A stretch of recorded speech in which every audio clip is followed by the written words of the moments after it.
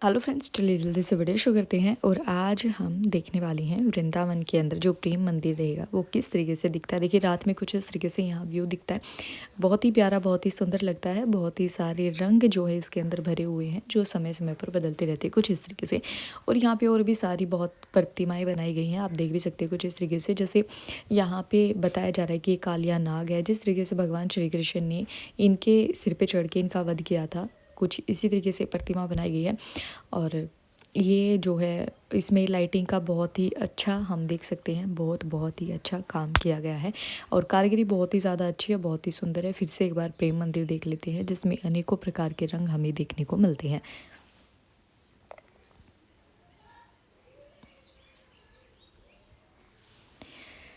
ये अनेकों सारे रंग जो हैं इसमें मंदिर के अंदर जो है भरे हुए हैं और लाइटिंग के माध्यम से दिखते हैं। ये मंदिर की जो टाइमिंग रहती है तब तक ही ऑन होते हैं, बाद में फिर बस सिर्फ टॉप पे थोड़ा सा ऑन रहता है लाइटिंग, बाद में सारा बंद कर दिया जाता है। रात में व्यू कुछ इस तरीके से दिखता है प्रेम मंदिर जब हम देखते हैं। और गोवर्धन पर्वत जो है वो भी यहाँ बनाया गया है कुछ इस तरीके से। रात में तो व्यू कुछ इस तरीके से हो गया, दिन में भी मैं आपको दिखा दे रही हूँ। दिन में भी जो है प्रेम मंदिर की खूबसूरती कम नहीं होती, बेशक से लाइटिंग ना भी हो। और देखिए यहाँ पे बहुत सारे फूल हैं, मतलब बहुत ही सुंदर ये मंदिर बनाया गया है। यहाँ पे फूल और सारी कुछ कारीगरी बहुत ही बारीकी से की गई है। चलिए अभी दिन में देख लेते हैं कि किस तरीके से, देखिए कुछ इस तरीके से दिखता है हमारा प्रेम मंदिर। दिन के समय भी इनकी खूबसूरती कुछ भी कम नहीं होती। और यहाँ बात कर लेते वापस से गोवर्धन पर्वत की, जब हम दिन में देखते हैं तो भी ये इतना ही खूबसूरत दिखता है जितना कि रात में। बस ये होता है रात में लाइटिंग वगैरह दिखी। यहाँ पे हमारे ठाकुर जी जो है झूला झूल रहे हैं। चलिए अभी यहाँ वैष्णो धाम है जिसमें बाहर से कुछ इस तरीके से बहुत सारी तस्वीरें बनाई गई हैं। वैष्णो धाम में जो मुख्य है सबसे पहली जो प्रतिमा है वो ये है जो बहुत ही बड़ी है, दूर से दिखने पे दिखती है। पहले सिर्फ ये वैष्णो धाम था, लेकिन अभी 4 धाम यहाँ बनाया गया है। यहाँ पे गुफा भी है जिसके अंदर हम एंट्री करते हैं और एग्जिट करते हैं, तब तक माँ के 9 रूपों का यहाँ वर्णन किया गया है। अच्छे से देखिए कुछ इस तरीके से प्रतिमाएं बनाई गई हैं, माँ के 9 रूप यहाँ पे बनाए गए हैं। तो ये गुफा कुछ इस तरीके से है।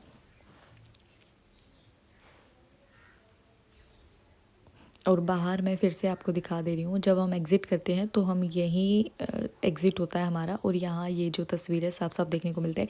4 धाम की जब हम बात कर रहे थे तो वापस से जो फिर राधा कृष्ण का यहाँ मंदिर है। 4 धाम में जैसे वैष्णो मंदिर हो गया, राधा कृष्ण हो गया, शनि धाम हो गया और शिव धाम हो गया। तो कुछ इस तरीके से है। और मंदिर की खूबसूरती आप देख ही सकते हैं, अंदर इतनी शांति और इतना सुंदर लग रहा था ना सारा कुछ की लाइटिंग वगैरह इतनी अच्छे से। और बहुत ही अच्छा ये मंदिर बनाया गया है। इसके चारों तरफ जो ये आप देख रहे होंगे लाइटिंग वगैरह, यहाँ पे कुछ इस तरीके से प्रतिमाएं बनाई गई हैं। ठाकुर जी के अलग अलग रूपों को दिखाया गया है। और मतलब लिखा भी गया है यहाँ पे कि किस तरीके से कौन से जो रूप का कहें या फिर कौन से अवतार का किस तरीके से जन्म हुआ या अवतार लेना हुआ, कुछ इसी तरीके से। बाकी कुल मिलाकर बहुत ही ज़्यादा सुंदर है जो 4 धाम है। अगर आप भी वृंदावन जा रहे हैं तो वैष्णो धाम जो है आप ज़रूर से जाएं, या कहीं 4 धाम आप ज़रूर से जाएं। प्रेम मंदिर आप ज़रूर से देखें और इसके बाद आप गोवर्धन परिक्रमा भी कर सकते हैं, नहीं तो निधिवन आप जा सकते हैं। बहुत ही सुंदर सुंदर चीज़ें हैं वृंदावन में देखने लायक। हमने सबसे पहले प्रेम मंदिर विज़िट किया, उसके बाद हमने प्रेमानंद जी महाराज के दर्शन किए, उसके बाद हम 4 धाम यहाँ पे आ गए सीधा। दिन में जैसे ही प्रेम मंदिर हमने देखा तो यहाँ पे सारा कुछ विज़िट करके उसके बाद हम गए थे गोवर्धन पर्वत, और मतलब परिक्रमा करने गोवर्धन की। उसके बाद हम गए थे लाइक निधिवन और फिर बांके बिहारी जी के हमने दर्शन किए थे। तो आप भी अगर जा रहे हो तो ये सारी कुछ चीज़ें विज़िट ज़रूर से करें। वैसे तो बहुत सारे मंदिर है वृंदावन के अंदर, लेकिन ये कुछ खास मंदिर हैं जहाँ आप जा सकते हैं और इनकी खूबसूरती आप देख सकते हैं। वैसे यहाँ सारी मंदिर बहुत ही ज़्यादा खूबसूरत बनाए गए हैं, चुन चुन कर कारीगरी की गई है। आप ये है माँ वैष्णो का मंदिर और यहाँ पे माता की जो प्रतिमा है वो इस तरीके से बनाई गई है। और मंदिर आप देख ही सकते हैं, यहाँ साफ़ सफाई का बहुत ही ज़्यादा ख्याल रखा जाता है, शांति का बहुत ही ख्याल रखा जाता है। और सेफ्टी भी है अपने सामान को लेकर, क्योंकि बाहर ही सबमिट करवा दिया जाता है और जाते हुए आप ले सकते हैं। स्लिप वगैरह वो आपको साथ ही साथ दे देंगे। और फिर से मैं माता की जो तस्वीर है वो आपको दिखा दे रही हूँ क्योंकि इतनी सुंदर है। इनका श्रृंगार, इनके कपड़े रोज़ ही यहाँ पे श्रृंगार अच्छे से किया जाता है, कपड़े रोज़ ही बदले जाते हैं। तो रोज़ अलग अलग इनके रूप कहें या कहीं कपड़े इनके देखने को मिलते हैं जो बहुत ही ज़्यादा सुंदर लगते हैं। माँ ने आज कुछ इस तरीके से हरे कपड़े पहना रखे थे, बहुत ही सुंदर लगे और बहुत ही अच्छा इनका मेकअप कर रखा था। सब आराम से दर्शन कर रहे थे। यहाँ कुछ ज़्यादा भीड़ नहीं होती, जो वैष्णो धाम है यहाँ पे ज़्यादा भीड़ नहीं होती। और फिर यहाँ पे जो है आर्ट भी दिखाई गई है। आर्ट लाइक किस तरीके से मंदिर बनाया गया, जब से शुरू हुआ था वहाँ से लेकर और जब ख़त्म हुआ मंदिर बनाने का काम वहाँ तक, इसमें सारी कुछ चीज़ें बाकायदा लिखी गई हैं। आप देख सकते हैं जैसे भूमि पूजन हो गया, आगे फिर जैसे जैसे काम बढ़ता गया वैसे वैसे इसमें सारी कुछ चीज़ें मेंशन है। फ़ोटोज़ वगैरह उन्होंने निकाल के रख रखे हैं और इसमें सारा दिखाया गया है कि किस तरीके से यहाँ काम शुरू हुआ था, किस तरीके से काम को आगे बढ़ाया गया था और किस तरीके से काम को ख़त्म किया गया था। हर एक धाम, जैसे यहाँ 4 धाम है तो चारों के 4 धाम पे यहाँ कुछ इसी तरीके से आर्ट दिखाया गया है। और फिर जो ये बाहर है इस तरीके से कई सारी प्रतिमाएं बनाई गई हैं और यहाँ झरने जो मशीन के द्वारा होती है, पानी वगैरह का सिस्टम भी किया गया है। काफ़ी अच्छा लगा देखने पर। और सबसे प्यारी जो तस्वीर लग रही थी मेरे को, माता रानी की ये वाली तस्वीर लग रही थी जिसमें माँ बहुत ही सुंदर रूप में माँ को बिठाया गया है। तो चलिए फिर अभी देख लेते हैं राधा कृष्ण जो है धाम, शायद हाँ अभी धाम देख लेते हैं। शिव मंदिर जो यहाँ है वो सबसे अलग बनाया गया है। चलिए अभी आगे देखते हैं। शिव मंदिर यहाँ सबसे अलग बनाया गया है। सारे मतलब जो 12 ज्योतिर्लिंग है वो सारे वहाँ बनाए गए हैं और इतना सुंदर बनाया गया है, बहुत ही ज़्यादा। मैं अभी आपको दिखाऊंगी भी। वापस से हम गुफा में आ गए क्योंकि यहाँ 2 गुफाएं हैं, एक में माँ के 4 रूप और दूसरे में माँ के 5 रूपों का वर्णन किया गया है। चढ़ते टाइम जैसे हम निकलते हैं तो कुछ इस तरीके से सीढ़ियाँ हैं और जब हम गुफा में घुसते हैं तो भी कुछ इसी तरीके से सीढ़ियाँ हमें देखने को मिलती है। बाहर से कुछ ऐसा व्यू दिखता है और जो 4 धाम जिसको बोला गया वो देखिए कुछ इस तरीके से मंदिर टाइप में यहाँ दिख रहे हैं।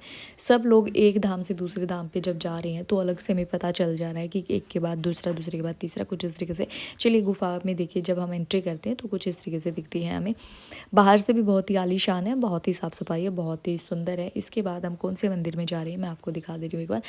ये आ गया शनि धाम। शनि धाम जब हम जाएंगे अंदर तो देखिए शनि के सारे रूप, या मैं कहूँ सवारी से, जो शनि की सवारी है वो बाकायदा जब प्रतिमाएं बनाई गई हैं और लिखा भी गया है कि कौन सी सवारी शनि कब करते हैं और जब कौन जो भी सवारी करते हैं लोगों पर अलग अलग उनका जो फ़र्क है या प्रभाव है वो देखने को मिलता है। इसमें लिखा भी गया है कि जब भैंसे पर बैठते हैं तो ये होता है, और अनुशासन लाइक ऐसे कड़ी मेहनत करना सिखाते हैं, और जब गरुड़ की सवारी करते हैं तो क्या होता है, मतलब सारी कुछ चीज़ें इसमें बताई गई हैं। तस्वीर के साथ साथ कुछ इस तरीके से वर्णन भी किया गया है। तो शनि धाम ये हो गया। और जो फिर बीच में जैसे चारों तरफ मंदिर के इसी तरीके से अंदर की तरफ प्रतिमाएं दिखाई गई हैं और जो बीच में है शिव शनि के जो है बहुत बड़ी सी प्रतिमा रखी गई है। मैं आपको दिखा भी दे रही हूँ, स्थापित की गई है जो भी है। मंदिर अंदर से देखने पे कुछ इस तरीके से लगता है और ये सुबह का व्यू है। सुबह शाम यहाँ बहुत ही ज़्यादा लाइटिंग होती है और यहाँ के मंदिर बंद होने का और खुलने का एक ही टाइम रहता है।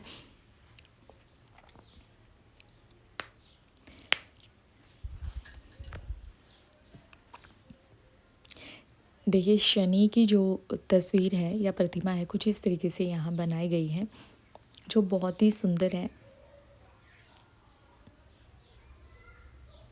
आराम से सब यहाँ दर्शन कर रहे थे और फिर आगे की तरफ जा रहे थे। यहाँ कुछ ये नहीं कि ज़्यादा भीड़ है या ऐसा कुछ भी नहीं है। 12 बजे तक मंदिर आराम से खुला रहता है। सुबह 8 बजे खुल जाता है और 12 बजे तक मंदिर खुला रहता है। फिर शाम में 4 बजे खुलता है और 8 बजे तक फिर से खुला रहता है। इसके बाद राधा कृष्ण धाम की हम बात करते हैं तो उसमें कुछ इस तरीके से राधा कृष्ण जी की ही सारी लीलाएं बचपन से लेके और उनके अंतिम चरण तक सारी लीलाओं का वर्णन कुछ इस तरीके से तस्वीरों के माध्यम से मैं कहूँ किया गया है। उनका बालपन, उनका लड़कपन या कहें सारा मतलब उनका इसी में लीलाएं समाई गई हैं। जो ये प्रतिमाएं हैं इन्हीं में दिखाई गई हैं।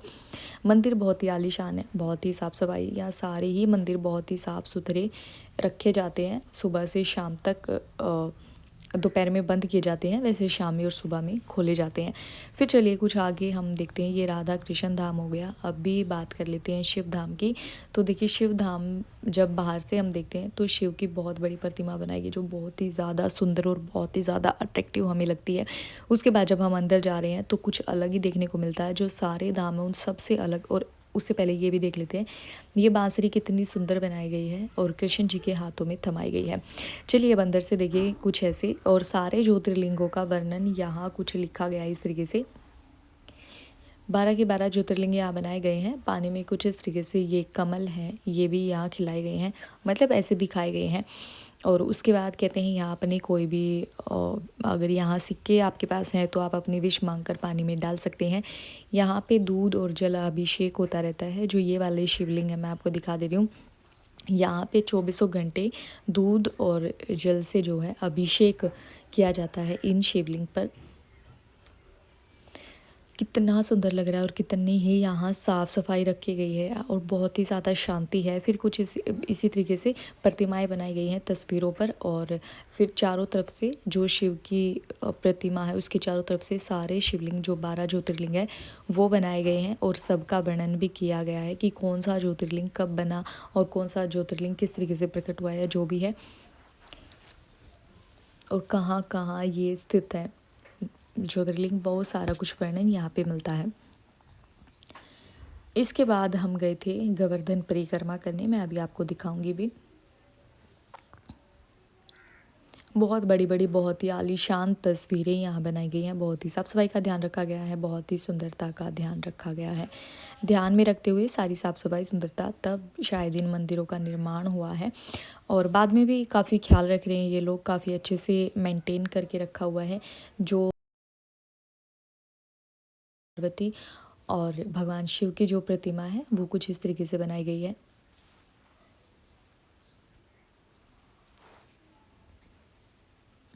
बस चारों तरफ से देखते हैं और प्रतिमा देखते हुए बाहर की तरफ निकल जाते हैं।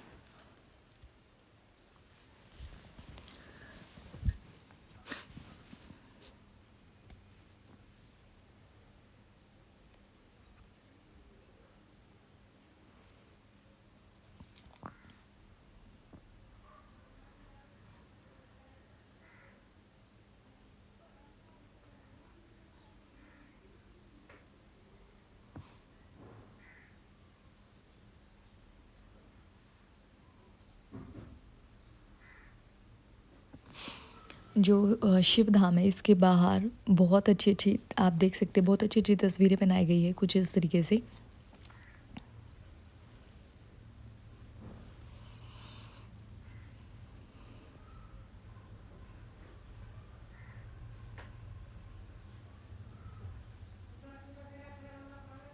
ये यहाँ शिव शक्ति का रूप बनाया गया है।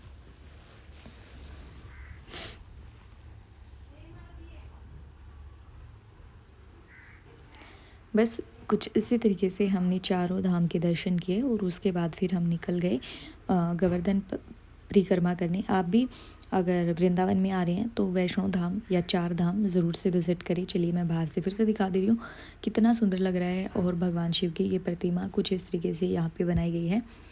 बस अभी हम ये देखते देखते थोड़ा सा हमने, जैसे गोवर्धन परिक्रमा करते हैं तो पहले हमें यहाँ पे इस तालाब में जो है, गंगा तालाब इसको बोला जाता है या गंगा सरोवर भी इसको बोल सकते हैं, इसमें पहले थोड़ा अपना हाथ पैर धुलने होते हैं और उसके बाद ही गोवर्धन परिक्रमा शुरू करनी होती है यहाँ मंदिर में दर्शन करने के बाद। तो उससे पहले हमने थोड़ा सा नाव पे विज़िट किया, बैठ करके, मतलब सारा चारों तरफ से घुमा। यहाँ बहुत ही शोर शराबा था और थोड़ा सा हमें ऐसे भी लग रहा था कि साफ़ सफाई नहीं, लेकिन जैसे जैसे सरोवर के अंदर अंदर नाव जाती रही तो बहुत ही ज़्यादा शांति और बहुत ही साफ़ सफाई भी है यहाँ पे। फिर जैसे ही हमने अंदर मंदिर के दर्शन किए, अभी पूरा इन्होंने चक्कर लगवा दिया था, 1 या 2 चक्कर, आप जितना भी आपका मन चाहे आप नाव में बैठ कर लगा सकते हैं। इनके कुछ टिकट वगैरह ख़रीदनी होती है, उसके बाद ये आपको घुमाते हैं नाव में। यहाँ बहुत सारी नाव लगी रहती है, आप किसी भी नाव में विज़िट कर सकते हैं। ये वाला सरोवर, इसको गंगा सरोवर बोलते हैं। और यहाँ पे मेन रहता है कि पहले अपने हाथ पैर धुलने होते हैं, या तो आप नहाएं, अगर आप नहा नहीं सकते तो हाथ पैर धुलकर मंदिर के दर्शन करें, उसके बाद आप गोवर्धन परिक्रमा करें। अगर आप भी आ रहे हैं वृंदावन तो ज़रूर से गोवर्धन परिक्रमा करें। आप अगर पैदल नहीं कर सकते हैं तो कोई बात नहीं, आप ई रिक्शा वहाँ बहुत सारे मिलते हैं, आप ई रिक्शा में कर सकते हैं गोवर्धन परिक्रमा। उसके बाद आप निधिवन चले जाएं और फिर बांके बिहारी जी के दर्शन करें। बांके बिहारी के जो दर्शन रहते हैं वो मस्ट होते हैं अगर हम वृंदावन में आ रहे हैं। चलिए अभी हमारी परिक्रमा शुरू हो गई, हमने मंदिर के दर्शन कर लिए और हमने जो है ई रिक्शा में ही गोवर्धन परिक्रमा की थी, कुछ ऐसे आप देख सकते हैं। और आई होप आपको वीडियो पसंद आया होगा। और हाँ, आपने वीडियो को लाइक ज़रूर से करना है, चैनल को भी ज़रूर से सब्सक्राइब कर लेना है। ये जो गोवर्धन परिक्रमा है, जहाँ से हम शुरू करते हैं वहीं पर ये ख़त्म करनी होती है। फिर भी अगर आप कुछ पूछना चाहते हैं कि किस तरीके से हम वृंदावन घूम सकते हैं या क्या क्या चीज़ें हमें देखनी चाहिए, कि क्या क्या मंदिर की टाइमिंग होती है, तो आप ज़रूर से कमेंट करके पूछ सकते हैं। और चलिए फिर आपसे मिलते हैं नेक्स्ट वीडियो में, तब तक के लिए बाय बाय। और